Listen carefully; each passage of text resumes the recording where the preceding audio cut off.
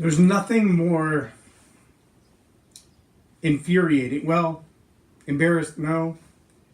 It's hard to put your finger on just the right word of the emotions that flood over you when you're in a public place and someone tries to correct you on how to raise your children.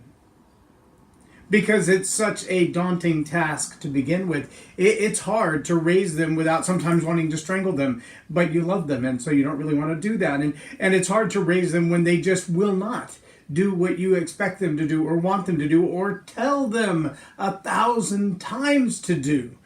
And raising a family that's hard work.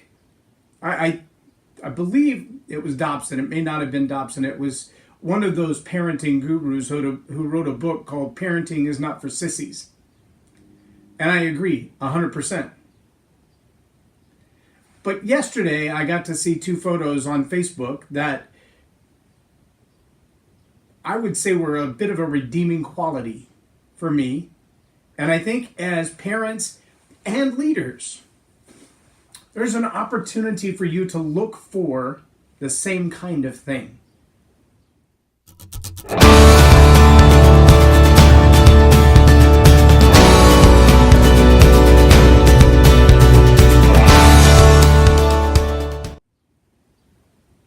I'm J Loren Norris with Leading Leaders Podcast, and the reward of the photo of my two daughters, separate places, two different states at the same time that they took the pictures, in fact, with their children and their spouses together at church on Easter Sunday. Now, I'm a man of faith, so that's a big deal to me to see that they've left the nest, so to speak. They're on with their own lives. They're raising their own children, and they're doing it in the faith. That's a big deal to me.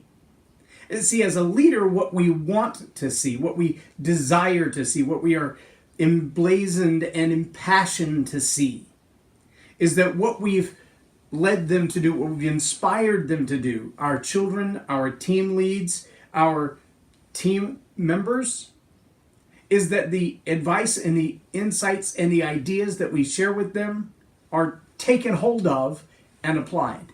And yet, not in such a way that unison becomes the only way to happily coexist. See, my girls are two totally different people. They're both gregarious and outgoing and beautiful and lovable people, but they have two different ways of thinking and two different ways of looking at the world. And growing up, there were some clashes as a result of that. And there were some challenges as a result of that.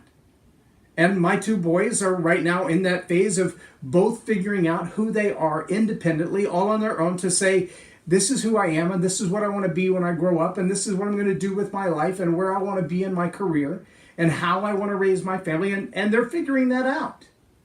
And they're at the right stage in life to be doing that.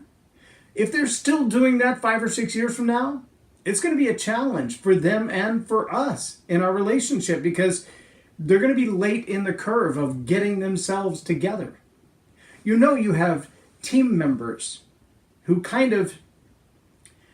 they on the one hand want to do everything that the boss wants done. They want to follow the lead of the leader to such a degree that they look just like the leader. And there's some value in that, but that level of unity that we really want, it's less like unison, where everyone's singing exactly the same note at exactly the same time, regardless of their voices or their range or what octave they're in. And it's a lot more like harmony, where every instrument and every voice does its own part, from its own angle, from its own timing and its own pace. Think more like a symphony. Leading a family and leading a team are much more like a symphony. What you're not asking everyone to do is to agree with everything you say, to do exactly what you do, to follow every step and every measure, but instead to come to the party, to come to the family with their own uniqueness, their own gifts, their own independent style, and yet interdependently serve. To have one goal in mind, to have one measure of success in mind, to say, this is what it looks like when we get it right. And if your team can be led in such a way that that level of harmony is achieved, where everyone is doing their own thing, but they're all doing their own thing at the right time, in the right place, in the right way, they're bringing their gifts to bear, then you'll see, like a family who's spun off to become its own family in one place, and another that's spun off to become its own family in another place, and two more that are coming up behind them to spin off and become their own families in their own places, doing their own thing, but with the consistency that they've been taught all along, with the faith that we wanted them to live in, to believe in, to stand up with, because we believe that's important.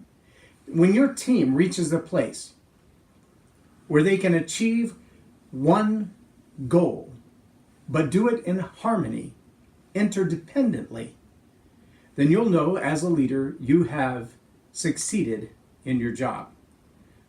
Leadership is influence, nothing more and nothing less. Or, in the words of Stitch, the cartoon character, my family may be small and broken, but it's good. Yeah, it's good. I'm J Loren Norris with Leading Leaders Podcast for Tell It Like It Is TV. Have a blessed day.